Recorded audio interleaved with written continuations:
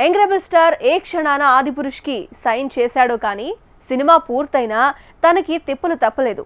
Teaser రూపంలో trolling కూడా తప్పలేదు. కట్ చేస్తే ఒకే ఒక్క లిరికల్ సాంగ్ తో లెక్కలు మారాయి. ప్రభాస్ ఫ్యాన్స్ లో పూనకాలు మొదలయ్యాయి.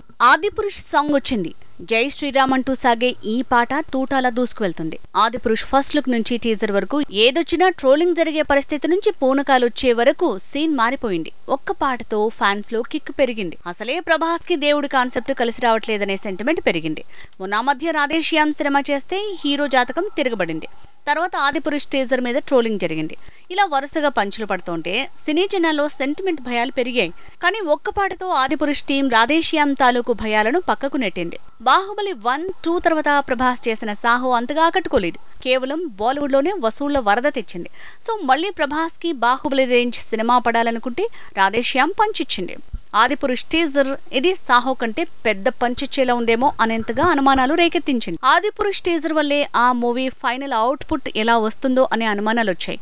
ట్రోలింగ్ తర్వాత గ్రాఫిక్స్ కి రిపేర్లు చేశామన్నాక కూడా కొత్త టీజర్ మీద ట్రోలింగ్ జరిగింది. మరి టీజర్ అలా ఉంది. దీంతో ఒక ఆదిపురుష్ తాలూకు ఏ అప్డేట్ వచ్చినా కష్టమే అనుకునే లోపు ఒక్క పాట మళ్లీ ఫ్యాన్స్ లో ఆశలు చిగురెత్తించింది.